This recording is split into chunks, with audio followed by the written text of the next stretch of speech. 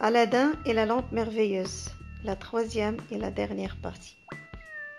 Je vous l'ordonne, parlez, dit le sultan piqué par la curiosité. Quoi que vous demandiez, vous serez pardonné. Eh bien voilà, dit-elle, c'est mon fils, Aladdin. Il a vu, il voudrait. Mais au lieu d'avouer enfin la vérité, elle souleva le linge qui cachait les diamants en disant « Il voudrait vous offrir ce modeste présent. » Le sultan sursauta, jamais il n'avait vu trésor comme celui-là. La mère en profita et dit tout, d'un seul coup. « Mon fils aime votre fille. Il est amoureux, fou, et il veut l'épouser. »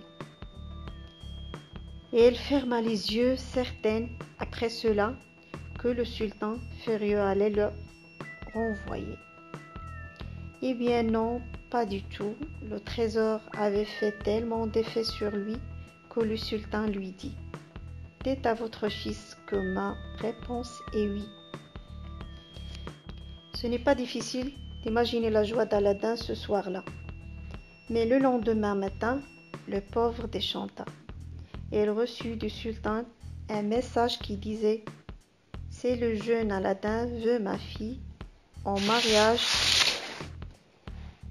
qu'il fasse apporter par 40 esclaves noirs et 40 esclaves blancs, 40 bassins d'argent remplis de pierres précieuses, de perles et de diamants. » Elle a changé d'avis, dit la mère à son fils, et comme il ne veut pas nier ce qu'il a promis, elle te demande des choses que tu ne peux pas donner. Eh bien, c'est ce qu'on va voir, répliqua Aladin. Et elle alla tout de suite chercher la lampe magique, dit qu'il la frotta, le génie apparut. « Me voilà, que veux-tu » dit-il d'un ton bourru. Aladin le lui dit, et 2 secondes après, les esclaves au complet firent leur apparition. C'est à peine s'ils tenaient dans la petite maison. Ils étaient tous superbes dans leurs costumes de fête et portaient sur leur tête de grands bassins d'argent débordés de diamants. Aladin commanda qu'ils se rendent au palais, déposaient leurs richesses aux pieds de la princesse, puis il dit à sa mère « Va avec eux, maman, tu me rapporteras la réponse du sultan. » Quand plus d'1 heure après, il revint du palais. La brave femme pleurait.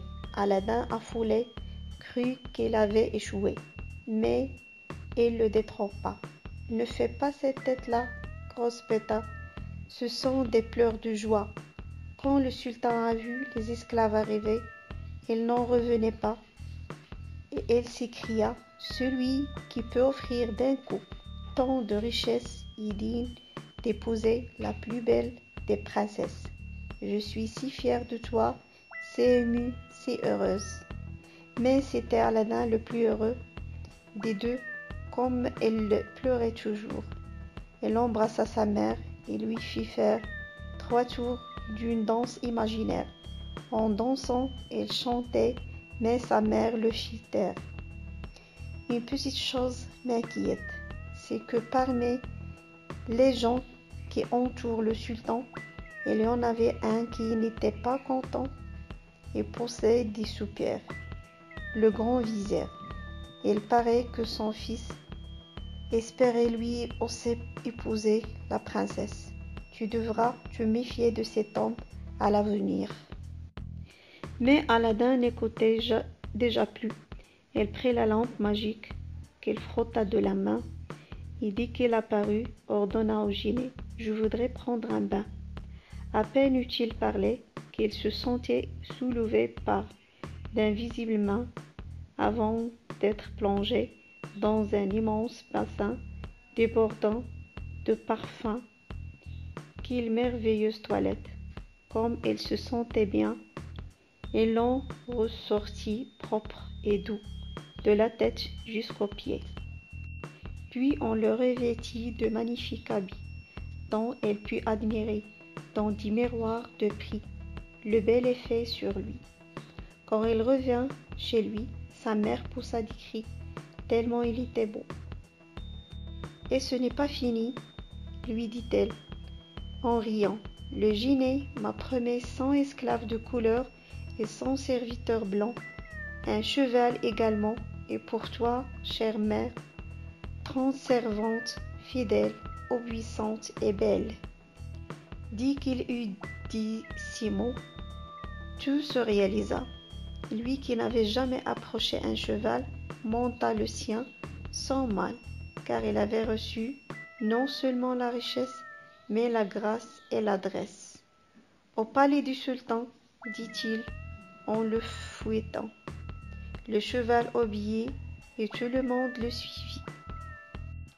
Les gens, voyant passer ce cortège merveilleux, n'en croyaient pas leurs yeux, surtout quand les esclaves se mirent à faire pleuvoir des pièces d'or derrière eux. Béni soit Aladin, criait la folle ravie de s'enrichir ainsi. Quelques minutes après, les portes du palais s'ouvrirent grand devant lui. Le sultan l'appuyait et ne fut pas déçu, et Badr el-Boudour non plus, car même si Aladin ne la rencontra pas, la princesse l'observait derrière des jalousies.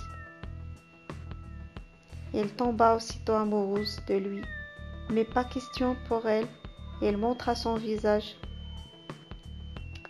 Elle devait le cacher jusqu'au jour du mariage. Telle était la coutume en Orient. En ce temps-là, c'est donc avec son père qu'Aladin s'entretint. Tout se passa très bien et le sultan convia le jeune homme et sa mère à un somptueux festin, puis il leva son verre. « Gloire à toi, Aladin! Tu es digne de ma fille, et je te donne sa main. Quand veux-tu l'épouser? » « Dès que j'aurai construit un palais aussi beau pour qu'elle puisse y entrer, répondit le jeune homme.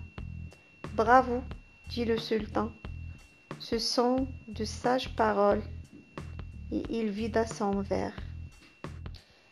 Lorsque le soir venu, Aladin et sa mère furent de retour chez eux. La brave femme déclara: « Explique-moi, mon garçon, car je ne comprends pas. Voilà bientôt 6 mois que tu n'as qu'un seul rêve, épouser la princesse. Or, au moment précis où il se réalise, c'est toi qui détruis tout en faisant une promesse impossible à tenir.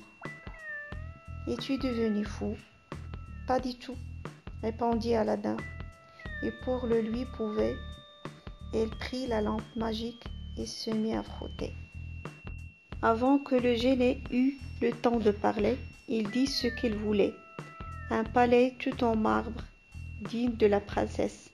Il aurait des croisiers décorés de diamants, des sols de mosaïque, au moins 400 pièces, tout ce qu'il faut dedans.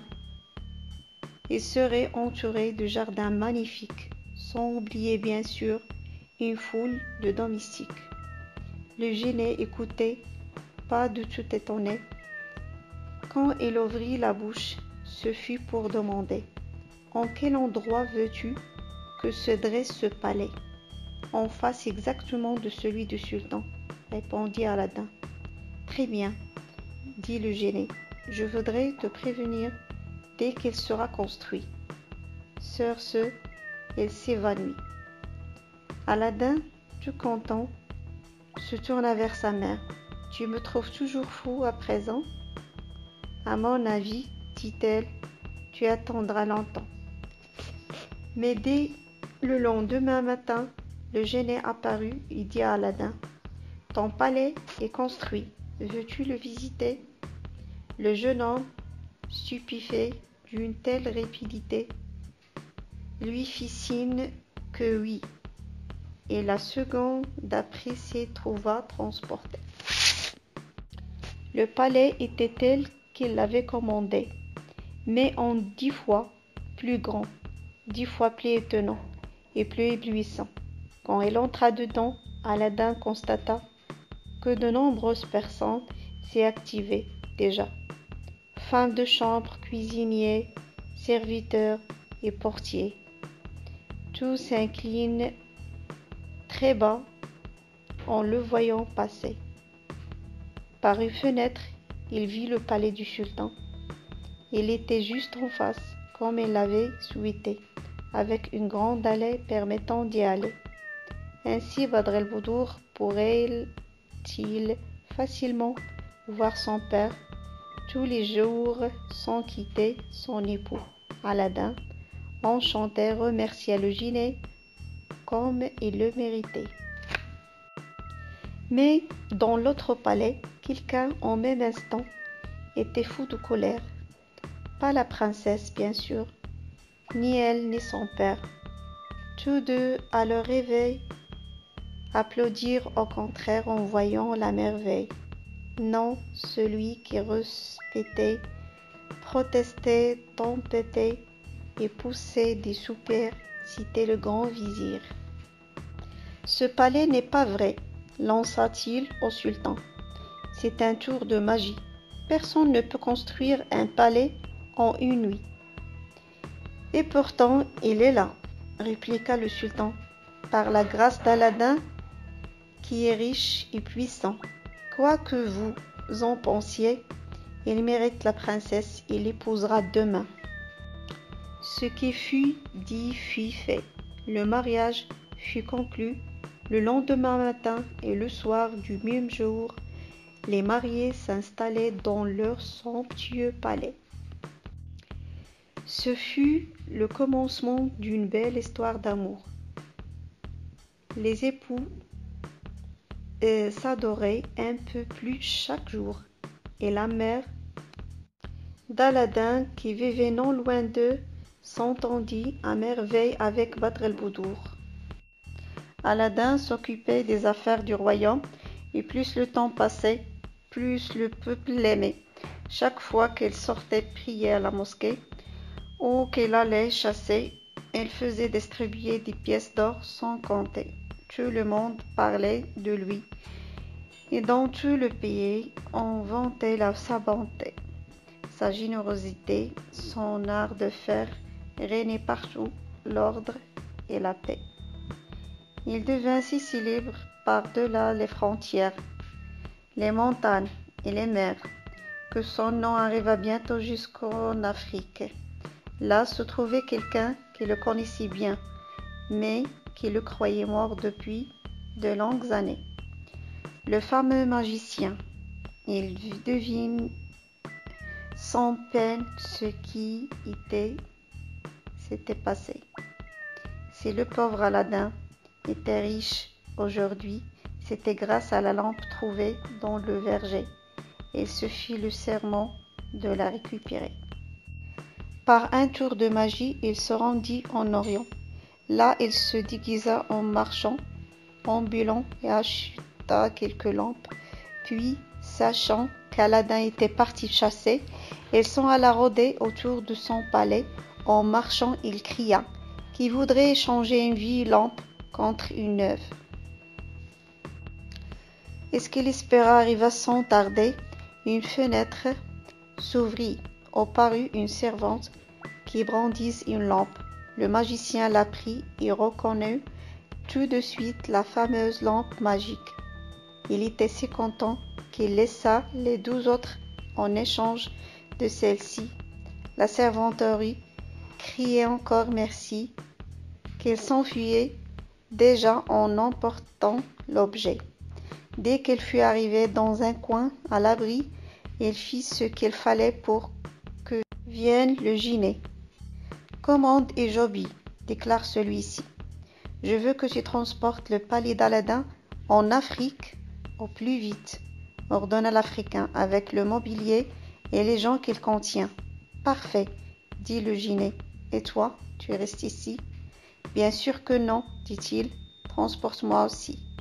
Ce qui fut dit fut fait. et 2 minutes après, le Jinné s'envolait, emportant le palais et l'Africain avec. Imagine la tête du pauvre Aladin quand, revenant de chasse, il ne retrouva rien, ni palais, ni jardin, ni meubles, ni serviteurs. Mais le plus grand malheur, c'est que sa femme chérie n'était plus là, non plus, ni sa mère d'ailleurs. Éperdu de douleur, il courut comme un fou au palais du sultan. « Ah, te voilà, brigand !» s'écria celui-ci. « Qu'as-tu fait de ma fille? Je n'aurais pas dû rire lorsque le grand vizir maudissait ton palais et qu'il me répétait: c'est un palais maudit, rien qu'un tour de magie.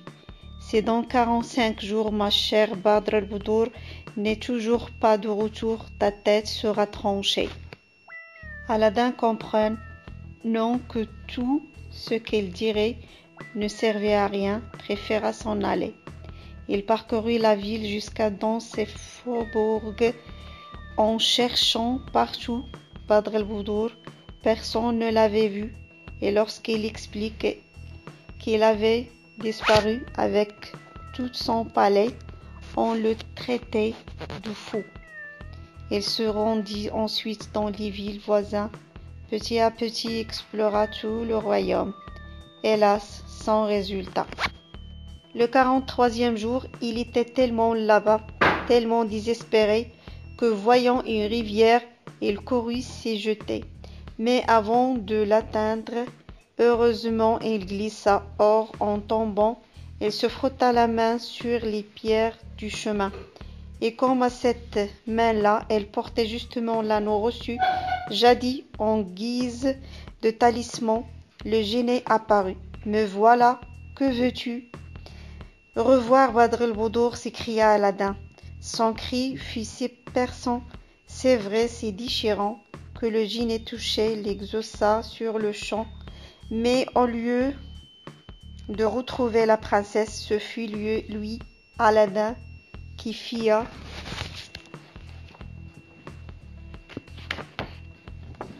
en Afrique. Son palais était là, immense oasis verte au milieu du désert. Vu que la princesse se trouve encore dedans. S'approchant d'une fenêtre de son appartement, il frappa discrètement. Quelques secondes après, la fenêtre s'ouvrait et qu'apparaissait la princesse en personne. Elle était prisonnière du cruel magicien qui voulait l'épouser contre sa volonté. Comme elle était heureuse de revoir Aladin. Quant à lui, croyez-moi, il le lui rendit bien. Toutefois, il s'étonna. « Tu n'as pas l'air surprise. »« C'est vrai, dit la princesse, car cette nuit, je t'ai vu en rêve. Depuis, j'attendais, mais rejoins-moi. Je t'expliquerai ce que j'ai comploté. » Pour l'instant, dit la belle. Lorsqu'il fut auprès d'elle, l'Africain est absent. Mais dès qu'il rentrera, tu iras te cacher, et pendant ce temps-là, je mettrai dans son verre une poudre mortelle qu'une servante m'a achetée. Ensuite, à toi de jouer, car j'ignore, pour ma part, comment rentrer en Orient. Eh bien, moi je le sais, s'exclama Aladin. Ce n'est pas difficile, mais il faut retrouver une lampe qui m'appartient et qui, pour le moment, doit être entre les mains de l'afro-magicien. À peine eut-il dit ce nom qu'une porte claqua. « C'est lui, dit la princesse, viens vite te cacher là. » Et Aladin sauta dans un coffre à habits qu'elle referma sur lui. Comme le temps parut long au malheureux garçon dans son obscure cachette, des dizaines de questions lui traversaient la tête. Et si Badr al-Budur avait mal calculé son terrible projet? Si le poison mortel ne faisait pas l'effet? Si l'Africain méfiant refaisait la boisson? Plus les secondes passaient, plus il s'impatientait et plus son cœur battait. Enfin, un bruit de pas lui fit dresser l'oreille. Était-ce ceux de sa femme ou ceux de son geôlier? À peine eut-il le temps de se le demander que le coffre s'ouvrit. C'était Badr el-Boudour. Il lui sourit. « Viens voir, s'écria-t-il. » Il bondit hors du coffre et marcha derrière elle vers la salle à manger où tout s'était passé. Là, elle poussa un cri. Non seulement l'Africain gissait sur le tapis, mais la lampe merveilleuse était à côté de lui. « Je viens de la trouver en fouillant son habit, » expliqua la princesse. « Alors nous sommes sauvés, » s'écria Aladin. « Je vais chercher ma mère. »« Ce n'est pas nécessaire, » lui répondit celle-ci. Prévenu par les servantes, il était accouru, impatiente de revoir son cher fils disparu. Mère et fils embrassèrent profondément émus. Quant à Badr el-Boudour, il n'avait qu'une envie, revoir son père chéri. Aladin prit la lampe et en moins d'une seconde fit paraître le génie. Nous voulons retourner dans notre cher pays. À peine eut-il parlé que jardin et palais, servantes et valets, maman, femme et mari, tout ensemble s'envolaient. Lorsque le lendemain, en ouvrant ses volets, le sultan, fou de joie, découvrit le palais, le vizir entêté eut beau lui répéter que c'était pure magie. Et il s'y précipita. Et il fit bien, ma foi, moins d'un quart d'heure plus tard, il tenait sa chère fille serrée dans ses bras. Tout le restant du jour, on fit un grand festin pour fêter son retour et celui d'Aladin. Et si parmi les rires, on entendit parfois quelques profonds soupirs, personne ne s'étonna, c'était le grand vizir. Et voilà, c'est terminé. À la prochaine.